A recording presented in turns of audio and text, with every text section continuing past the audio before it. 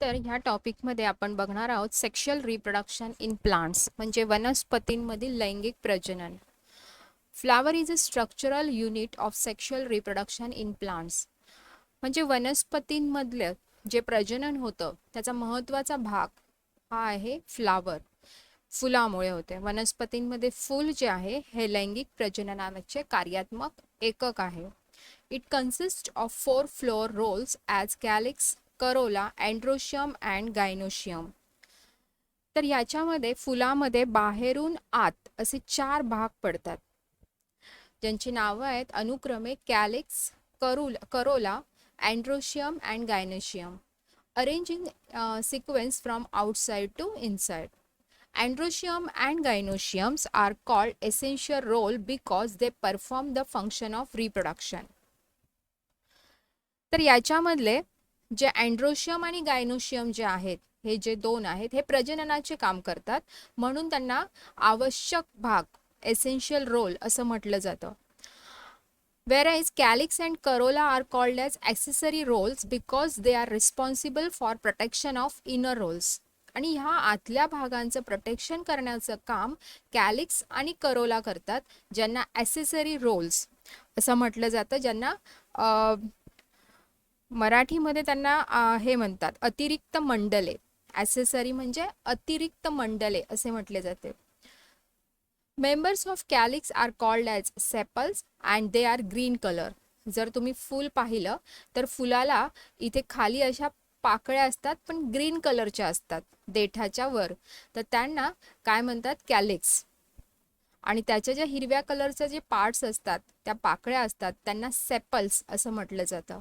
And members of the Corolla म्हणजे हा पाकळींचा जो भाग आहे, त्यांना प्रत्येक पाकळी म्हणजे पेटल्स आणि तो पूर्ण पार्ट जो आहे पाकळ्यांचा त्याला करोला असं म्हणतात. म्हणजे कॅलिक्स म्हणजे जो ग्रीन कलरचा भाग आहे तो कॅलिक्स आणि पाकळ्यांचा जो भाग आहे तो corolla. Members of the corolla are called as petals and they are variously colour. रंगीबेरंगी पाकळ्या असतात प्रत्येक फुलाच्या.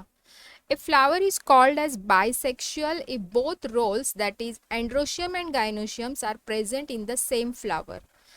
For example, hibiscus.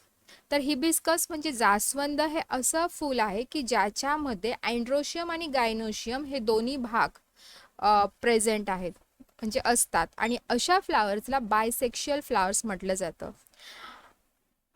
A flower is called as unisexual if any one of the above mentioned two role is present in the flower. जर यांच्यापैकी एकच भाग present असेल, एकच पार्ट जर प्रेझेंट असेल फुलामध्ये, तर त्याला युनिसेक्शुअल असं म्हणतात. If only androecium is present it is male flower, and if only gynoecium is present flower is female flower. For example papaya, इथे पपईचे फुलं दिलेली आहेत. तर ज्याच्यामध्ये अँड्रोशियम प्रेझेंट आहे त्याला मेल फ्लावर म्हणतात, आणि ज्याच्यामध्ये गायनोशियम प्रेझेंट आहे त्याला फिमेल फ्लावर म्हणतात. ठीक आहे, पुढे many flowers have the stock for support called as pedicel, and such flowers are called as pedicellate, whereas flowers without stalk is called as sessile. तर काही फुलांना देठ असतं आधारासाठी, तर काही फुलांना देठ नसतात. ज्या फुलांना देठ असतात त्या देठाला पेडिसेल असं म्हणतात, आणि त्या फ्लावर्सला पेडिसिलेट फ्लावर्स असं म्हणतात. तर ज्यांना देठ नसतात त्यांना सिसाईल फ्लावर्स म्हटले जाते. Androecium. Androecium is male whorl and its members are called as स्टॅमिन्स.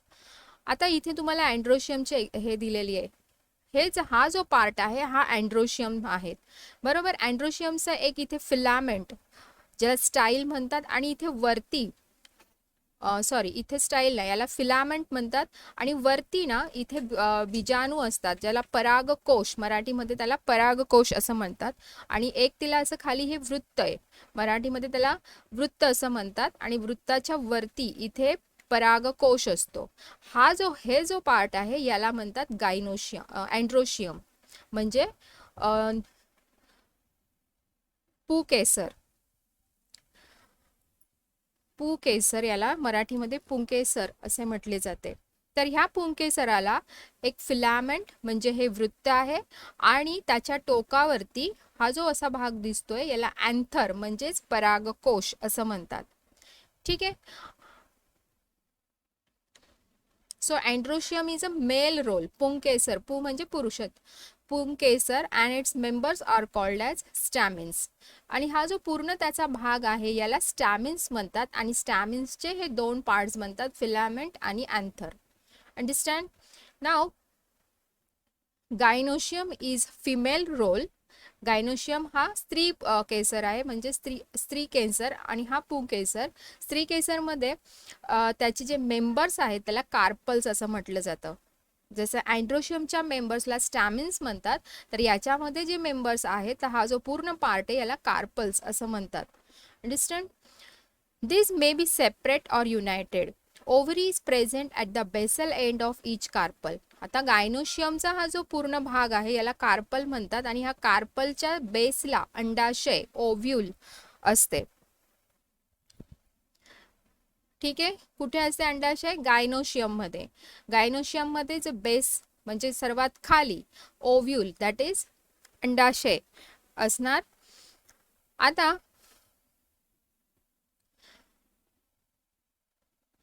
एक मिनिट.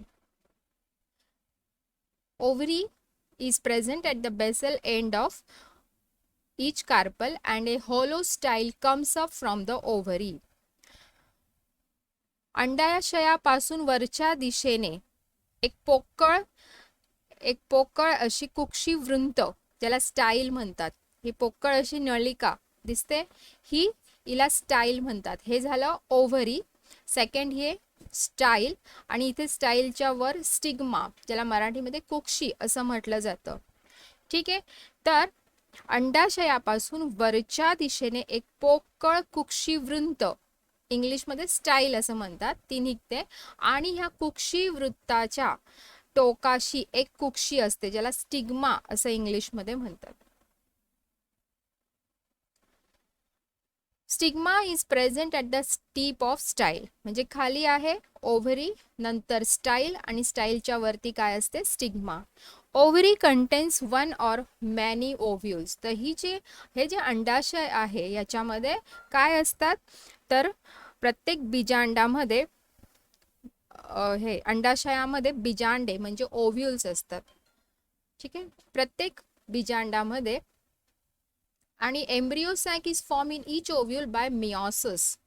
तर ह्या प्रत्येक बीजांडामध्ये अंडाशयामध्ये जी बीजांडे असतात त्या बीजांडामध्ये भ्रूणकोश असतात. एम्ब्रियो सॅक म्हणजे भ्रूणकोश असतात आणि अर्धगुणसूत्री विभाजनाने त्या बीजांडामध्ये भ्रूणकोश तयार होतो. Each embryo sac consist of a haploid egg cell and 2 haploid polar nuclei. तर त्या भ्रूणकोशामध्ये एक गुणी consist of a haploid egg cell म्हणजे एक गुणी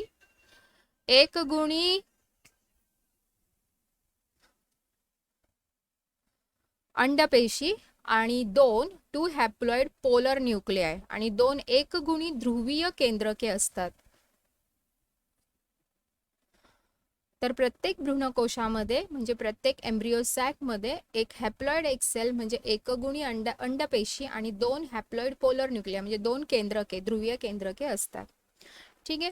pollen grains from anther are transfer to the stigma and this is called as pollination. Pollination कशाला म्हणतात तर बीजाणुकोशामधले हे जे बीजाणुकोश आहे बीजाणुकोशामधले जे परागकण आहेत ते कोणाच्या इथे स्टिग्माच्या वर परागकोशातील परागकण स्त्री केशराच्या कुक्षीवर स्थानांतरित होतात त्यालाच परागीभवन म्हणजेच पॉलिनेशन असं म्हटलं जातं. Understand.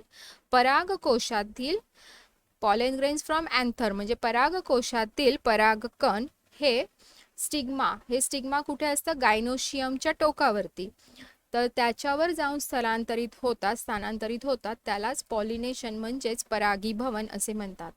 Pollination occurs with the help of abiotic agents and biotic agents. तर हे जे ट्रान्सफरन्स आहे त्यांचं तर हे एकतर अजैविक घटक आणि जैविक घटक. अजैविक मध्ये काय येतं, वारा पाणी याच्यामुळे ते स्थानांतरित होतात, किंवा मग पक्ष्यांच्या किंवा कीटकाच्या माध्यमाने ते स्थानांतरित होतात. Stigma become sticky during pollination. तर ज्यावेळेस बीजाणू परागण होत असतं, परागीभवन होत असतं, त्यावेळेस पॉलिनेशनच्या वेळेस जी स्टिग्मा असते ती चिकट होते. कुक्षी जी असते ती चिकट असते. आणि या stigma becomes sticky during pollination. Pollens germinates when they fall upon such sticky stigma, that is a long pollen tube, and two male gametes are formed. तर ज्यावेळेस परागकण त्या कुक्षीवर चिटकतात त्यावेळेस काय होतं, ते अंकुरित होतात. म्हणजेच काय होतात, त्याच्यामध्ये दोन पुयुग्मक, दोन टू मेल गॅमेट्स म्हणजे दोन पुयुग्मक तयार होतात आणि एक नलिका तयार होते. ही सीयर दिस वन इज, जिला लॉंग पॉलेन ट्यूब असं म्हटलं जातं. ही ऑरेंज कलरची इथपर्यंत जी दिसते आहे ती आहे पॉलेन ट्यूब. तर ज्यावेळेस परागकण कुक्षीवर स्टिग्मावरती, परागकण म्हणजेच काय, पॉलेन ग्रेन्स बीजाणुकोशात अँथरमधून पॉलेन ग्रेन्स हे स्टिग्मावर येऊन परागीभवन होतं, त्यावेळेस काय होतात, दोन पुयुग्मक, two male gametes and one long pollen tube form होते. अंडरस्टँड. इथे दोन तुम्हाला पुयुग्मक मेल गॅमिट्स दिसत आहेत आणि ही परागनलिका पॉलेन ट्यूब तयार होते. The pollen tube carries that male gametes. तर ह्यांना कॅरी कोण करतं, तर ही पॉलेन ट्यूब जी बनली आहे ती कॅरी करते. Pollen tube reaches the embryo sac via style. Style मधून, इथे आपण पाहिलं एक फिलामेंट आहे, गायनोशियमचा एक पार्ट आहे स्टाईल, त्याच्यातून हे पास होते.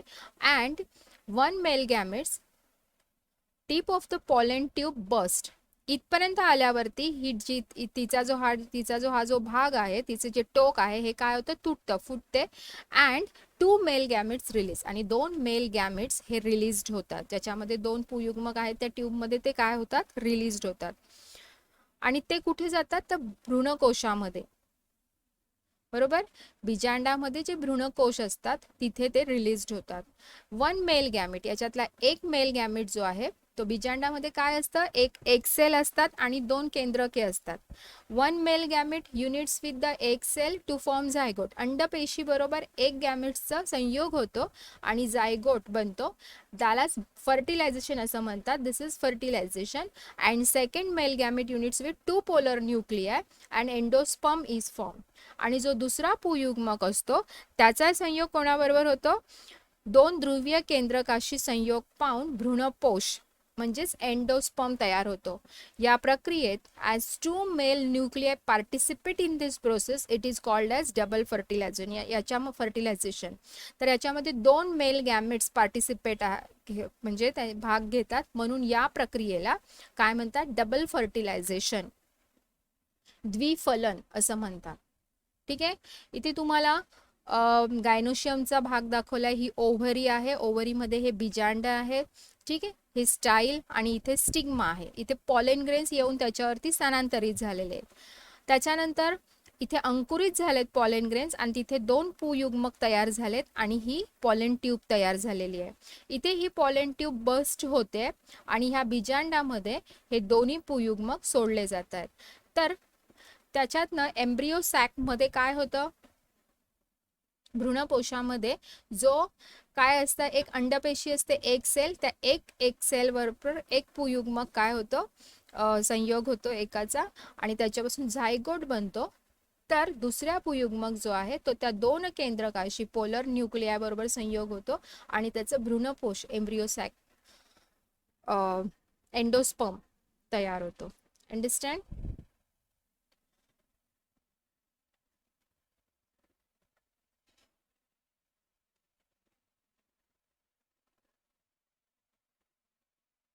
When pollination involve only one flower or two flowers born on same plant, it is called self-pollination. म्हणजे जेव्हा परागण क्रिया एकाच फुलात किंवा एका झाडाच्या दोन फुलात होते तेव्हा त्यास स्वयंपरागण, सेल्फ पॉलिनेशन म्हणतात. Whereas if it involve two flowers born on two plants of same species, it is cross pollination. तर परागण क्रिया जेव्हा एकाच जातीच्या दोन भिन्न वनस्पतींमधील फुलांमध्ये घडून येते तेव्हा त्यास परपरागण असे म्हणतात. Understand. While discovering the new high yielding and resistant varieties of the plants, scientists brings about the pollination with the help of brush. जैवतंत्रज्ञाच्या मदतीने ज्या अनेक भरपूर उत्पन्न देणाऱ्या, हाय यील्डिंग म्हणजे भरपूर उत्पन्न देणाऱ्या व प्रतिकूल परिस्थितीचा, रेजिस्टंट व्हेरायटीज, प्रतिकूल परिस्थितीचा सामना करणाऱ्या वनस्पतींच्या नवीन जातीची निर्मिती करताना शास्त्रज्ञ काय करतात, जे परपरागीभवन आहेत ते ब्रशच्या साहाय्याने करतात. ठीक आहे. आता इथे आपण बघणार आहोत सीड जर्मिनेशन, बीजांकुरण कशा पद्धतीने होते.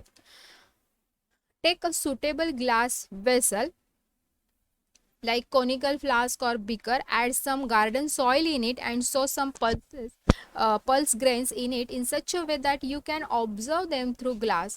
Water it every day and record the changes. तर चंचूपात्रामध्ये काही 10-12 दाणे तुम्ही याचे धान्य घ्या आणि त्यांना थोडेसे पाणी आणि रोज त्याच्यात पाणी माती टाका, मातीमध्ये ते रुजवा आणि रोज पाणी टाकून त्या चंचूपात्राचं निरीक्षण करा. तुम्हाला काय चेंजेस रोज दिसतील ते ऑब्झर्व करत राहा.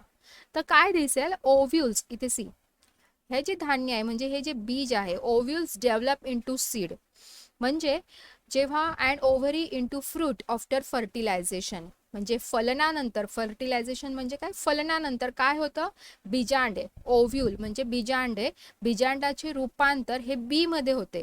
Ovule develop into seed and ovary म्हणजे जे अंडाशय आहे त्याचं रूपांतर हे फळात होते, ज्याला फर्टिलायझेशन म्हणजेच फलन असे म्हणतात. Seeds fall upon the ground when fruits breaks up and they germinate in the soil under favorable condition. फळ फुटून बीज जमिनीवर पडते आणि अनुकूल परिस्थितीमध्ये ते मातीत रुजते. Zygote develops at the cost of food stored in endosperm of seed and thus new plantlet is formed. This is called as seed germination.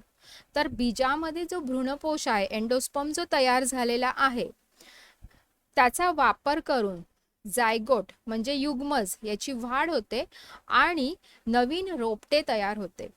आपण मागच्याच याच्यात बघितलं की एक जायगोट आणि एक एंडोस्पर्म तयार होतात, बरोबर. इथे एक जायगोट बनतो आणि एक एंडोस्पर्म केंद्रकाबरोबर, एका केंद्रकाबरोबर संयोग पाहून एक जो पुयुग्मक आहे याचा केंद्रकाशी 2 केंद्रकाचा जो असतो भ्रूणपोष, सी हियर आपण हे याच्यात बघितलं की second male gamete unites with 2 polar nuclear, 2 केंद्रकाशी संयोग होतो, त्याचा एंडोस्पर्म बनतो आणि एक जो मेल गॅमेट येतो अंडपेशी बरोबर संयोग होतो आणि त्याचा झायगोट बनतो.